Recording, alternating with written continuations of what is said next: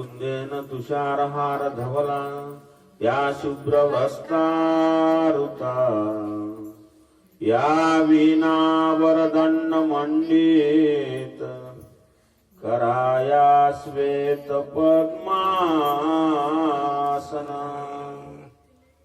या ब्रह्माच्युत शंकर प्रभुजभिर देवै सदा वंदिता सामा पातुं सरस्वतीं भगवतीं निशेषजाड्यां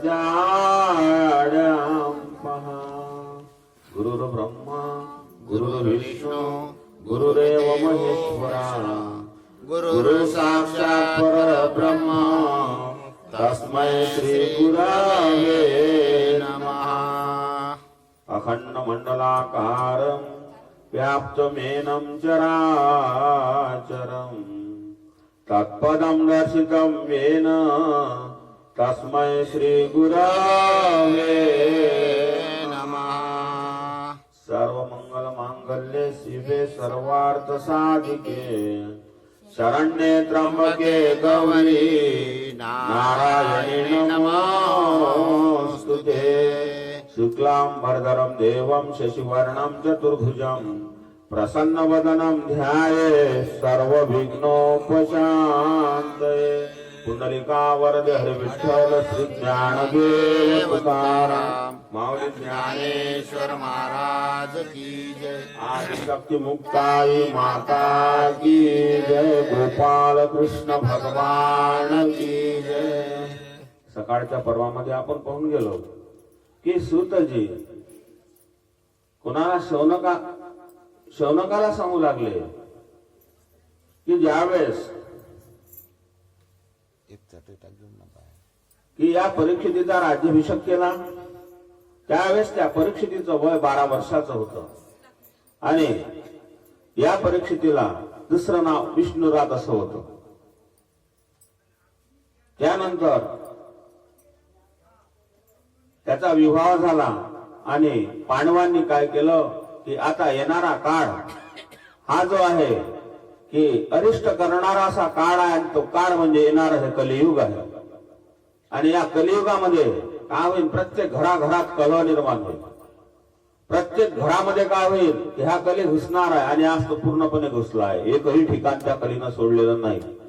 आता प्रत्येक ठिकाणी कली घुसला आहे आणि ज्यावेळेस हा कलह होईल त्या अगोदरच आपण काय करायचं आहे की आपल्याला आपला मार्ग मोकळा करून घ्यायचा आहे।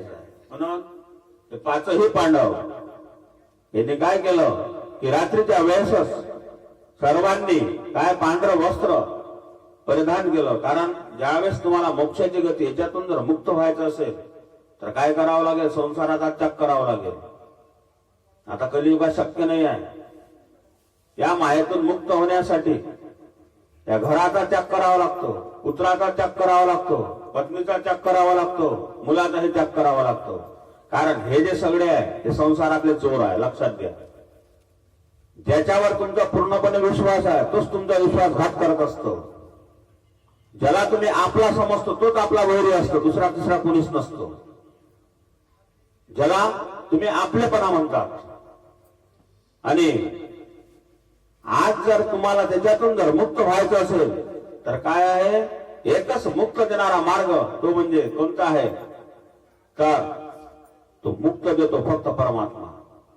आणि हे पांडवांनी ओळखलं होतं कारण त्यांचं अनुकरण कसं होतं की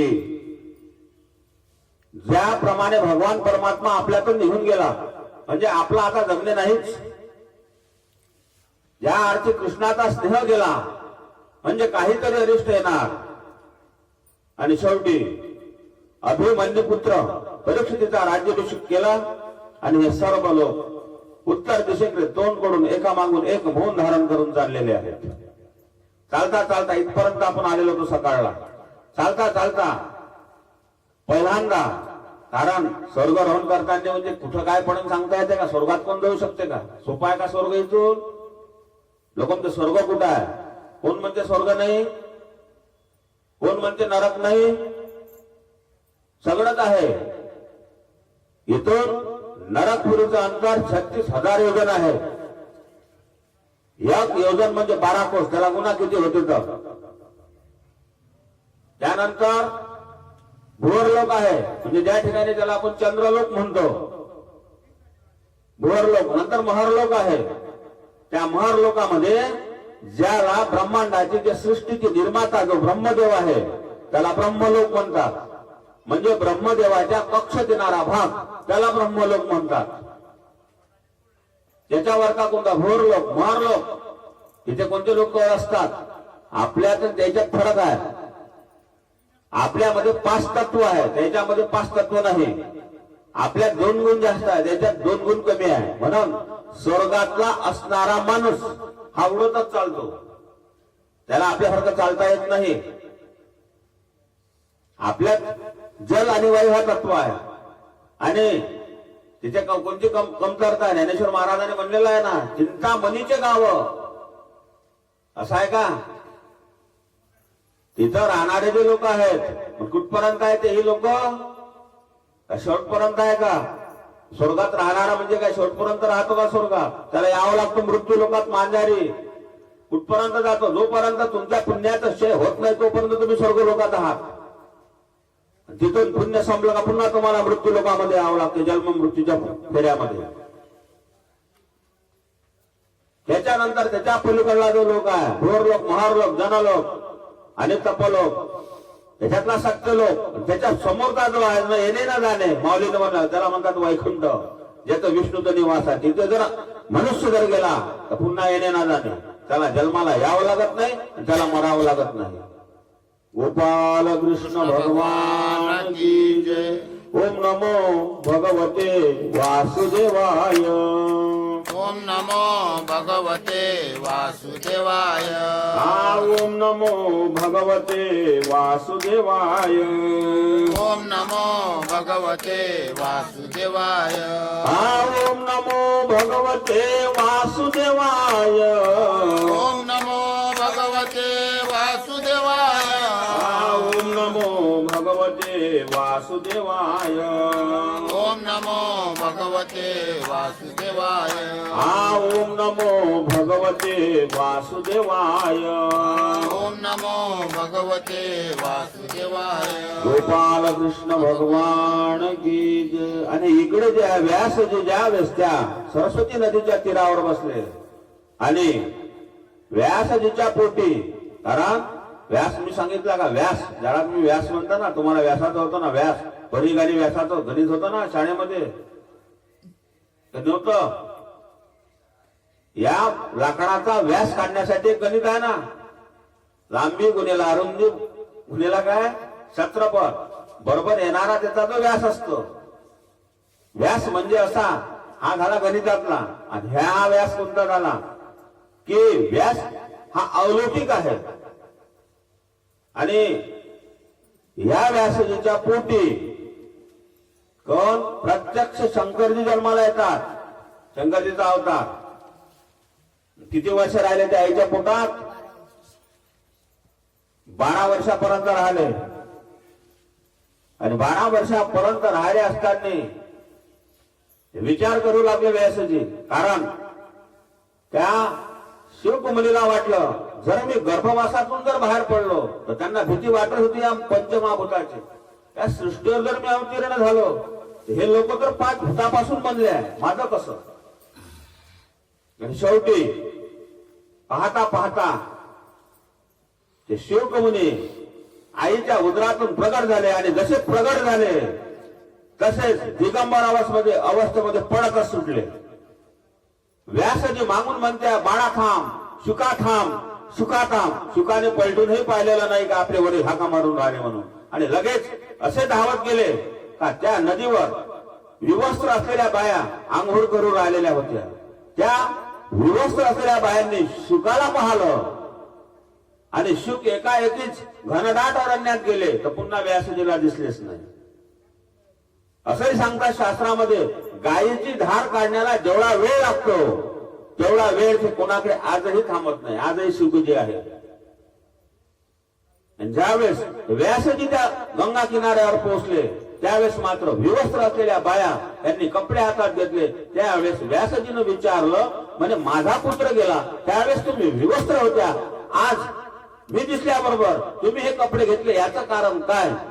त्यावेळेस त्या स्त्रियांनी उत्तर दिलं की तुमचा जो मुलगा होता हा निष्काम भावनेनं निष्कपटानं आमच्या समोरून जाताना आम्हाला दिसला, पण तुमच्या मनामध्ये मात्र ते कपट आहे. त्यावेळेस व्यासजीला करून चुकलं की आपल्या मनामध्ये विकार आहे. गोपाल कृष्ण भगवान की जय. आणि इकडे चला पुन्हा आता कथा जराशा या भागवतातल्या भेजात बसवा लागते, भेजे ओरालिंग करावं लागते प्रत्येक. हे कथा कुठं घातली, हे कसं सांगितलं, असं नाही, हे पूर्ण याचं चिंतन करून तुमच्या समोर मांडावं लागतं हा विषय. आता सांगितलं रात्री आठवलं पाहिजे नाही का? काल कायची भाजी जेवलो आपण सकाळच्या वेळेस सांगा बरं. हा काल सकाळी कायची भाजी खाल्ली, हा आठवलं पाहिजे ना, नाही का? भक्ती करायची कशी करायची का त्या भक्तीमध्ये माणूस गर्क झाला पाहिजे. त्या कथेत एक रूप स्वतः आणि वक्ता तर कथा सांगायची मजा असते. आता बाई भागवताला गेली, घरी जाऊन जर विचारलं बोवानं का भागवताला गेली, काय सांगितलं बोवानं? नाही गेली होती भागवताले, पण बोवानं सांगितलं हे काही लक्षातच राहिलं नाही, सांगितलं गिंगतलं. असं नका करू. कथा जर तुम्ही लक्षात ध्यानात जर ठेवली तर तुम्हाला कुठंच जाण्याची गरज नाही, इथंच तुमचा उद्धार होतो. होण्यास कसे कारण कलियुगामध्ये मी नेहमी सांगत असतो, श्रवण भक्ती सर्वात श्रेष्ठ भक्ती आहे. त्या भक्तीनेच तुमचा उद्धार होतो, काही कुठे जायची गरज नाही आहे. आणि भक्ती करताना कशी करा लागते, त्या दिवशी मी बोलून गेलो होतो की भक्ती करताना 2च मिनिटं करा, पण त्या परमेश्वराला असं वाटलं पाहिजे की नाही माझा भक्त खरोखरच आहे. आमच्या वारकऱ्यामध्ये आहे बरं असं काही, असं नका समजू 108ची टपुरी गळ्यात माड आहे, रोज हरिपाठ करतो म्हणजे तो काय भक्त झाला का देवाचा? चुकीची कल्पना आहे. 108ची गळा माळ हे बाह्यांग झालं. बाह्यांग कोणताही साधू होतो, काय म्हणते काय साधू झाला काय? साधूनं काय केला, काय भगवा घातला, कपडा घातला म्हणजे काय साधू झाला का? अंतरंगात साधू पाहिजे, बाह्यांगात साधू नाही पाहिजे. पटलं? साधूचा एक तरी गुण असला पाहिजे. बाह्यांग तर कुणी नाही, मी राहू शकतो बाह्यांग. टपुरी माय गळ्यात रुद्राक्षाची बाया पडते आणि सांगा महाराज ह्याच्या नानी नको लागू फालतूपणा नवा गुरु जीवनात. काही समजत नाही साधू तुले. आज दुनिया त्याच्या मागे चालली आहे.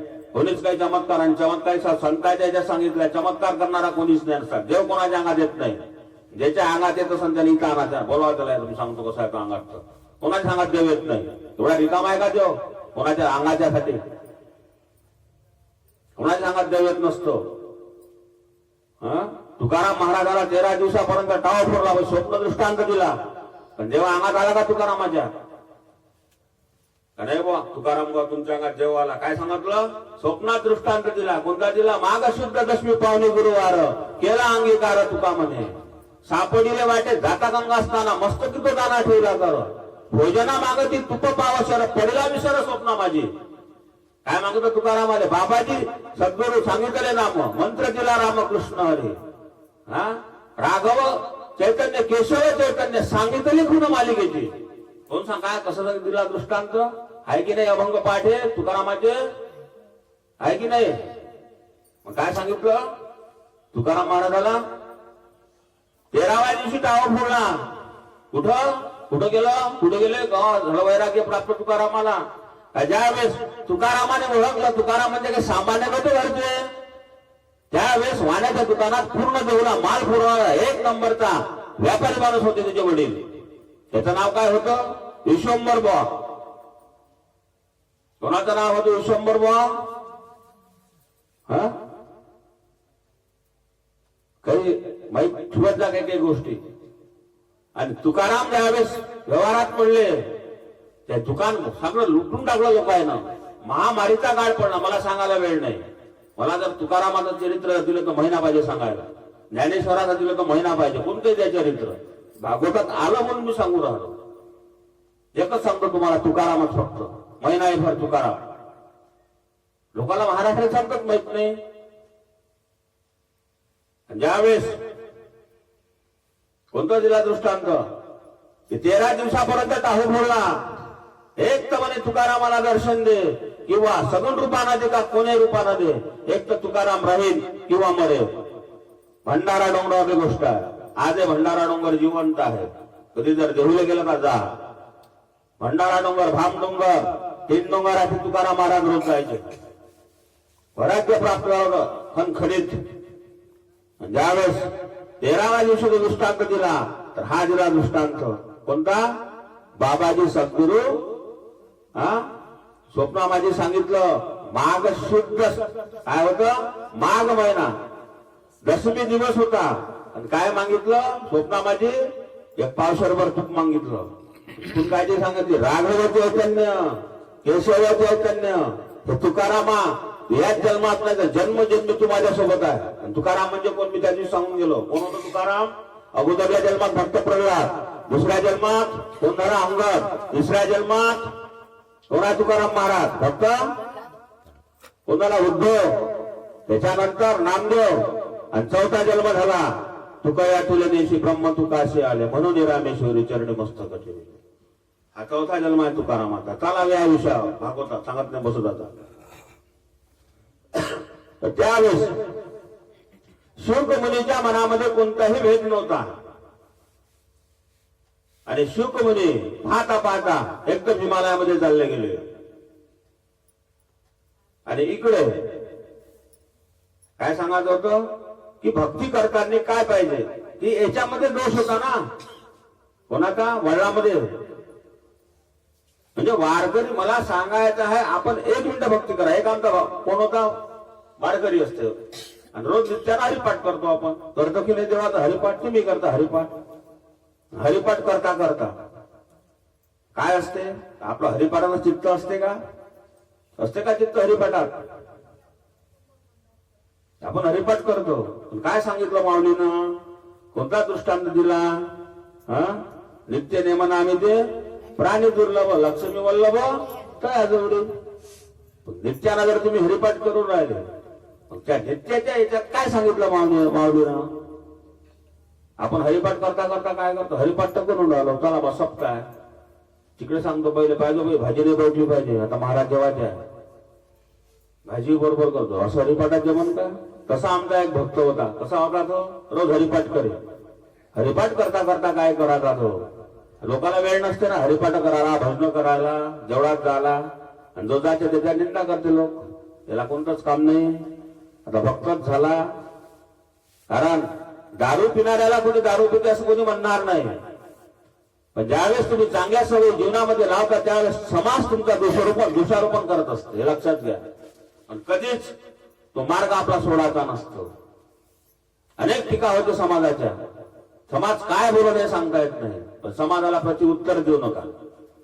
ज्यानं प्रत्युत्तर दिलं पण समाजाचं ऐकलं तो खड्ड्यात गेल्याशिवाय राहत नाही. गोपाल कृष्ण भगवान की जय. सांगायचं हे तो काय सांगायचा बायकोला? आज याची भाजी करतो, उद्या त्याची भाजी करतो. होता वारकरी आणि हरिपाठ कुठं करीतो?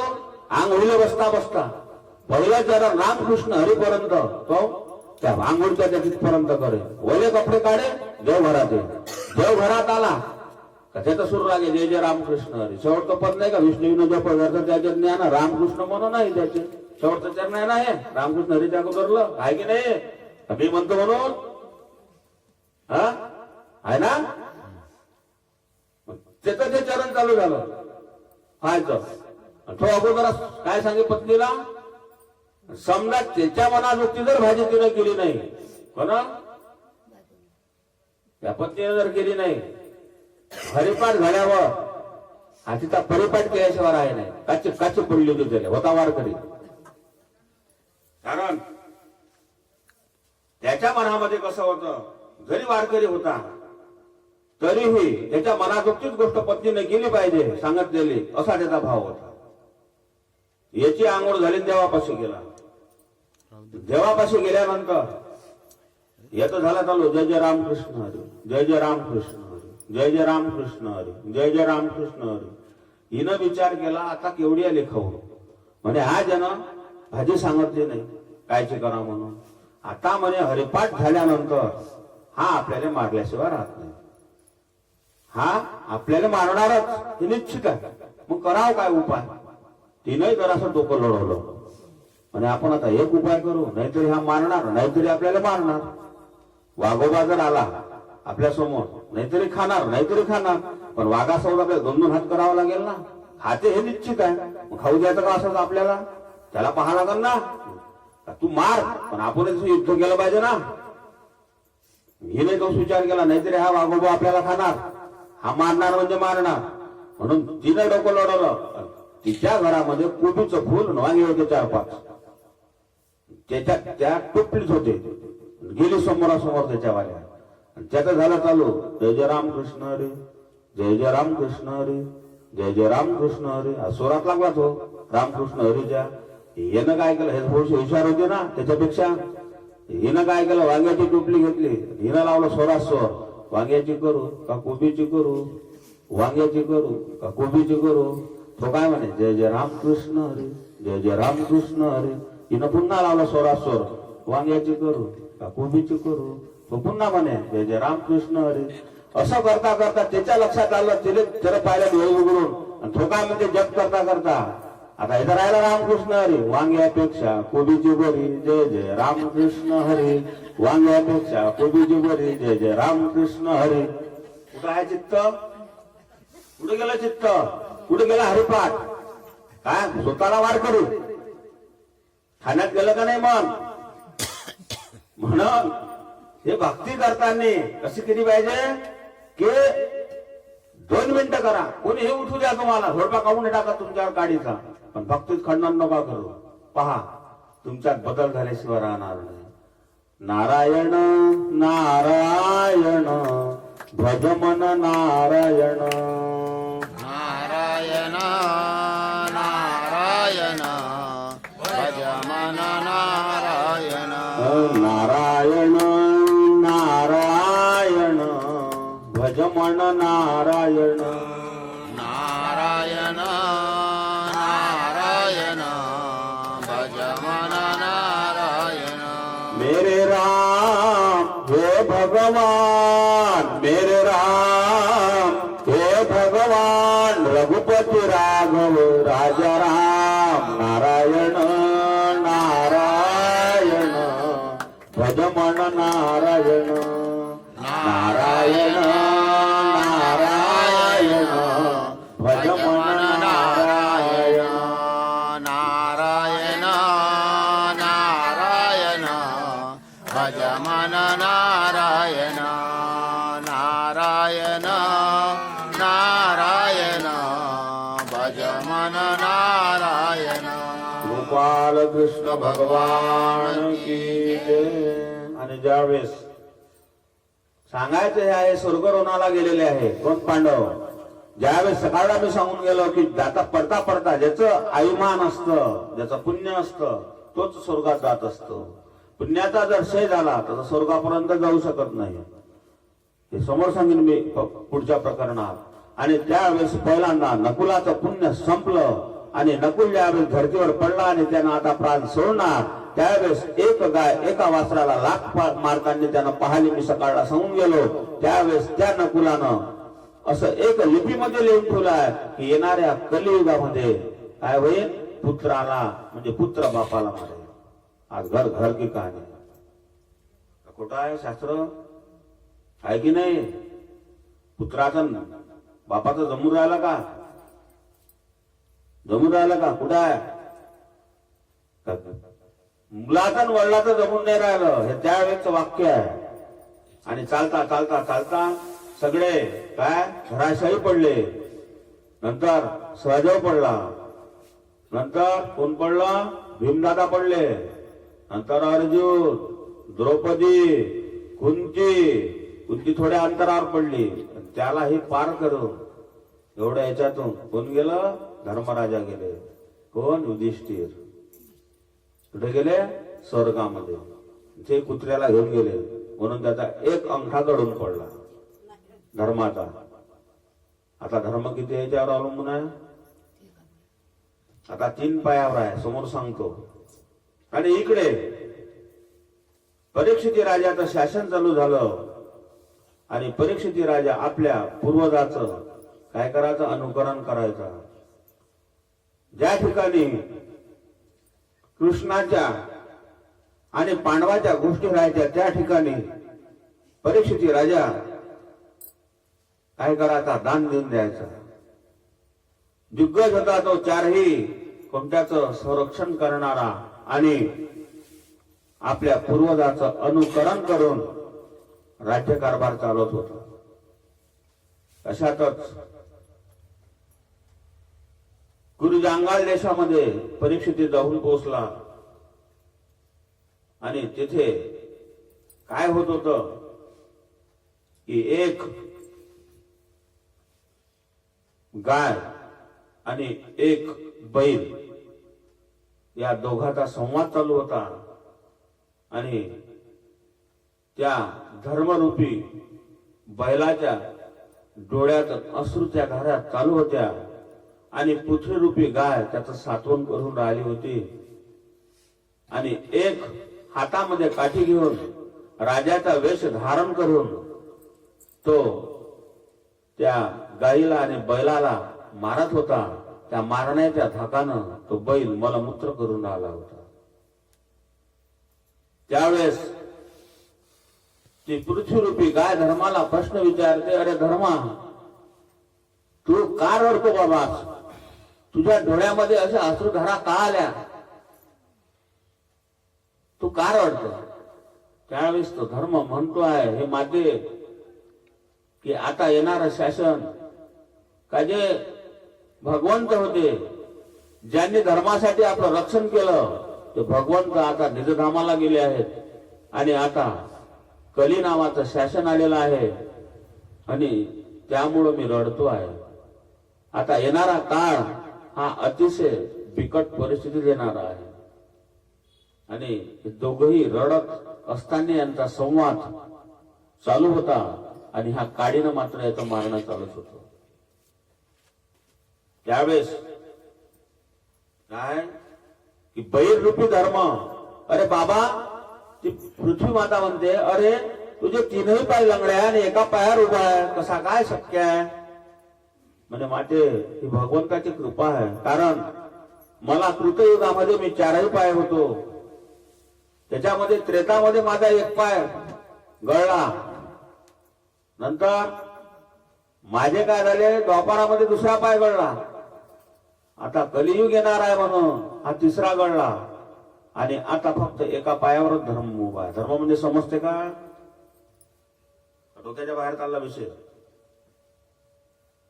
धर्म यदा यदाही धर्मस्य ग्लानिर्भवतु भारत, ज्यावेळेस धर्मावर ग्लानी येते त्यावेळेस धर्म म्हणजे आपल्या, ज्याला धर्म म्हणतात की ज्या देवतेची आपण उपासना करतो त्या धर्माला ग्लानी येणे, सदभक्ताला मारणे आणि अत्याचार होणे. जो अत्याचार करतो त्याचे अधर्म होतो आणि जो विवेकानं धर्माची उपासना करतो, ज्याला भक्त म्हणतात, तो धर्म. आता आलं का लक्षात? ज्यावेळेस तुम्हाला धर्माचं एक उदाहरण सांगतो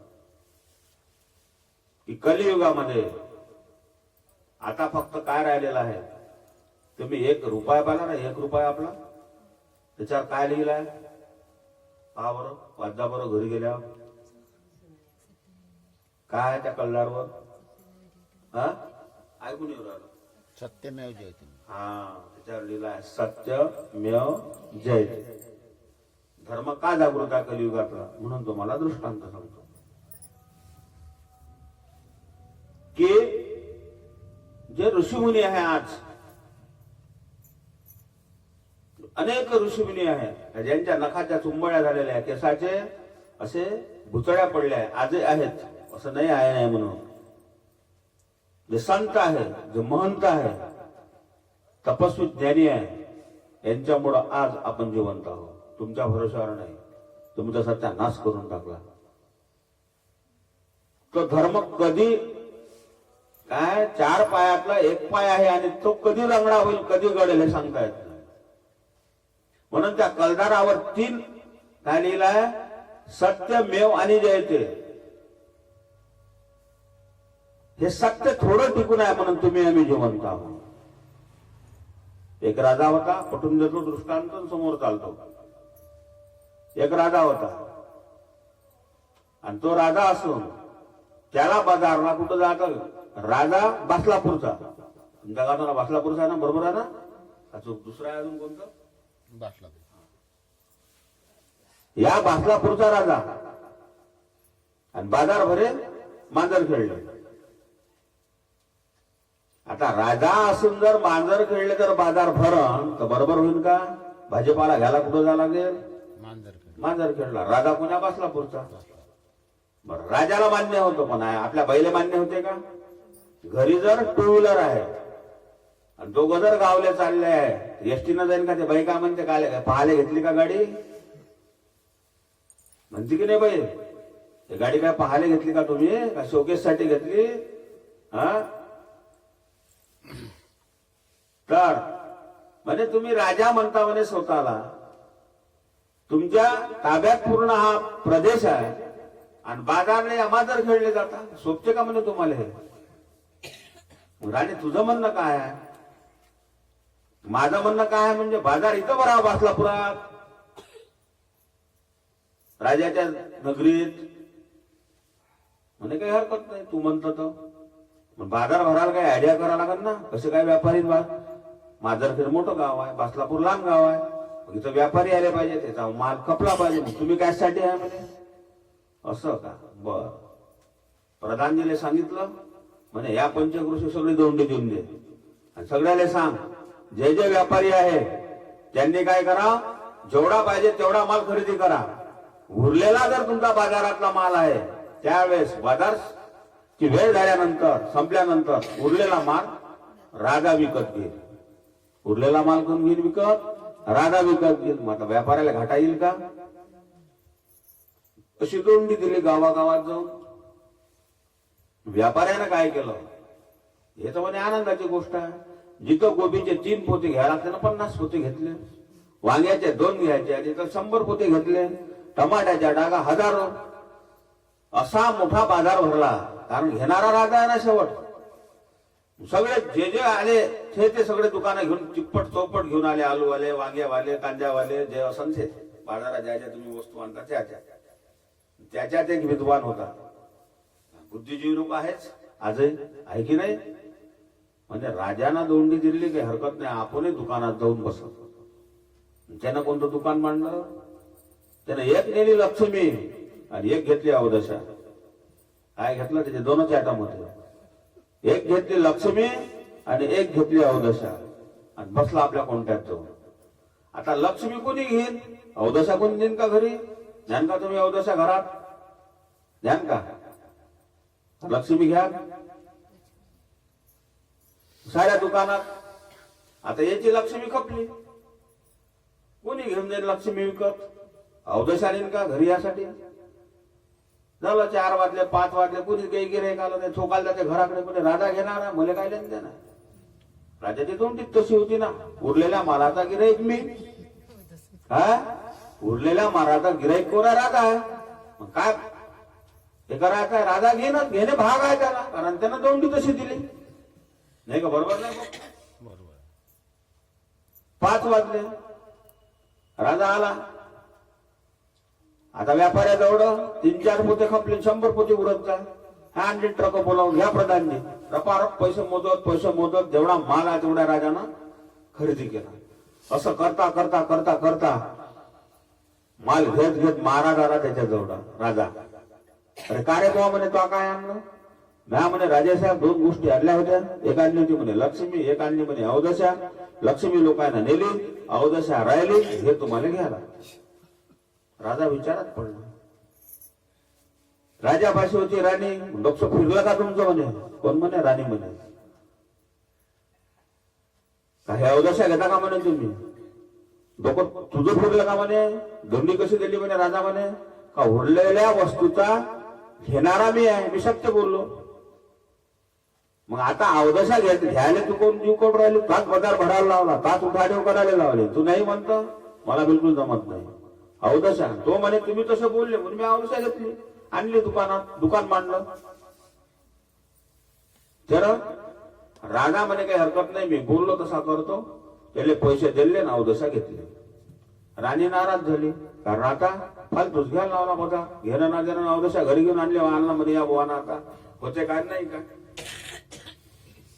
राजा घरी आला, सिंहासनावर बसला, विचार करू लागला. त्यावेळेस लाईन नव्हती, लाईन आता आली काही काळानंतर. त्यावेळेस काय राहत होतं मग, मेणबत्त्या नाही का, त्याचा उजीर होत होता का नाही मेणबत्त्याचा, नाही का त्या तबकड्या राय दिवे काचेचे. राजा बसला आणि ज्यावेळेस अवदशा घरात ठेवली, जशी ठेवली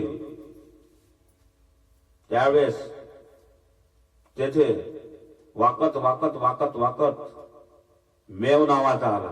त्याचं नाव मेव होतं. तो म्हणते, राजा म्हणते, अरे तू कोण आहे म्हणे. माझं नाव मेव आहे. काय म्हणणं आहे म्हणे तुझं. म्हणे काहीच नाही, तुम्ही अवदशा आणली, जिथं अवदशा आहे तिथे मेव राहत नाही म्हणून मी चाललो म्हणे. म्हणे जाऊ शकतो, चालता कार रात दरबाराच्या बाहेर. मग मेव गेला. मग त्याच्या मांग मांग लपत लपत लक्ष्मी आली. लक्ष्मी आली, तिचा लख प्रकाश पडला. राजा म्हणते तू कोण. तर माझं नाव लक्ष्मी आहे. मग काय म्हणणं आहे तुझं. माझं काहीच म्हणणं नाही, जिथं अवदशा तर लक्ष्मी नसते, मी तुमच्या घरी थांबत नाही. म्हणजे खबरदार, जा घराच्या बाहेर. ती बाहेर गेली, उभी राहिली कोणापाशी, मेवापाशी. मग वाकत वाकत आलं जय. हे आलं, त्यांना लख प्रकाश पडला. राजा म्हणे, अरे तू कोण म्हणे. माझं नाव जय आहे. जिथं मेव आहे, जिथं लक्ष्मी आहे, तिथे जय आहे. म्हणून मी तुमच्या घरी जाऊ शकत नाही, तुम्ही अवदशा आणली. म्हणजे चाल तूही घराच्या बाहेर हो. आता कोण कोण झालं. मेवय झाला, जय झाला, लक्ष्मी झाली. कालदार घर जाऊन तपासता त्याच्यावर वाक्य सांगितलेलं आहे की नाही. मी तर तिघही गेले बाहेर जाऊन बसले. कारण या तिघाला ऑर्डर नाही आहे, लक्षात घ्या. लक्ष्मी जरी असेल तरी काल मी बोलून गेलो. लक्ष्मी स्वातंत्र्यात म्हणजे काय, पारतंत्र्याचा विष्णूच्या. आज गुरुवार आहे नाही का. आज तर कास पैकी तुमच्या आले काम चालू असं नाही. लक्ष्मीचं व्रत, लक्ष्मीचं व्रत. हा घरी सांगत असं बोवाले, फळं आणजा, केळं आणजा, मोसंबी आणजा. लक्ष्मी व्रत लागलं, माघ महिना आहे नाही का. रात्री कोणी बासुंदी, कोणी श्रीखंड, कोणी गुलाबजाम. हा जसं जसं जमते तसं तसं लक्ष्मी व्रत. त्या दिवशी बोलून गेलो, द्वेष म्हणून, टीका म्हणून, निंदा म्हणून नाही करत, पण भक्ती करताना कशी केली पाहिजे हे सांगतो. अरे तुमची पत्नी घराच्या बाहेर गेली तर तुम्ही तिला मारता. त्या नारायणाची पत्नी म्हणजे लक्ष्मी काय एवढी रिकामी आहे का ती एकटी येणार आहे. तुम्हाला उपास जर करायचा आहे तर लक्ष्मी नारायणाच्या नावानं व्रत करा ना. हा ते फुलीत होते की नाही तर निवड लक्ष्मी कशी येईल. नारायण जिथं आहे तिथं लक्ष्मी आहे. एकटी येऊ शकते का. लक्ष्मी नारायण नारायण नारायण. लक्ष्मी नारायण नारायण नारायण. लक्ष्मी नारायण नारायण नारायण. लक्ष्मी नारायण नारायण नारायण. लक्ष्मी नारायण नारायण नारायण. लक्ष्मी नारायण नारायण नारायण. लक्ष्मी नारायण नारायण नारायण. लक्ष्मी नारायण नारायण नारायण. बद्री नारायण नारायण नारायण. बद्री नारायण नारायण नारायण. बद्री नारायण नारायण नारायण. बद्री नारायण नारायण.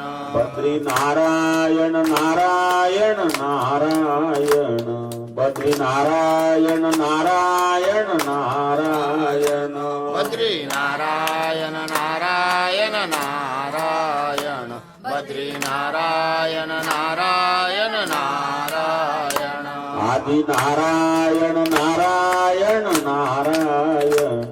आदि आदि नारायण नारायण नारायण आदि नारायण नारायण नारायण आदि नारायण नारायण नारायण श्रीमन्नारायण नारायण नारायण श्रीमन्नारायण नारायण नारायण श्रीमन्नारायण नारायण नारायण नारायण नारायण नारायण श्रीमन्नारायण नारायण नारायण श्रीमन्नारायण नारायण नारायण श्रीमन्नारायण नारायण नारायण श्रीमन्नारायण नारायण नारायण गोपाल कृष्ण भगवान की जय. नका करू काही, पण 7 दिवसात हा जरी नामजप घेतला माझा,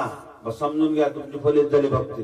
घरी गेले काय म्हणत जा, गावातले मला फोन येतात हा नामजप. मी सांगत असतो 7 दिवसात नका काही घेऊ भागवतातलं, पण नारायण नावाचा शब्द रोज मुखात टाका, आर्थतेने त्याला आळवा, पा फलदूर फोन तुमचं सगळ्या गोष्टी रोज म्हणत जा उठल्यावर बघ. म्हणून मी नामजप घेत असतो. हा कोणता कोणता नारायण? लक्ष्मी नारायण, बद्री नारायण, आदि नारायण, बस एवढंच म्हणत जा उठल्यावर झोपेत. हा संपला विषय. प्रभूजी तुमच्या कृपा झाल्याशिवाय राहणार नाही, पण एवढं तर करा. आणि हे व्रत करताना मला हे सांगायचं आहे का, लक्ष्मी नारायणाचा जर उच्चार केला तर लक्ष्मीचं व्रतही फलद्रूप झाल्याशिवाय राहणार नाही. कारण तिच्या पायाची दासी आहे ना अंगठ्याची लक्ष्मी, तिला ऑर्डर कुठं एकटीला यायला येते का तुमच्या घरी किती काही बोलावलं तर. तसं लक्ष्मी पूजनच्या दिवशी लक्ष्मी पूजन ज्यावेळेस करता त्यावेळेस पहिल्यांदा तुम्हाला पूजन करावं लागेल नारायणाचं, नंतर लक्ष्मीचं. असं कसं उलट होईल नाही का. जरी लक्ष्मी पूजन आहे, ज्या ठिकाणी नारायण नाही तिथं लक्ष्मी येईलच कुठं. त्याच्याशिवाय कशी लक्ष्मी येईल, येणार नाही ना.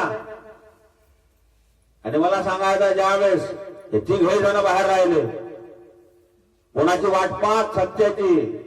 कारण हे याला माहित होतं का सत्य जर आलं नाही तर आपल्याला जाता येत नाही. हे सत्य निघालं वाकत वाकत आलं राजा समोर, राहिलं उभं.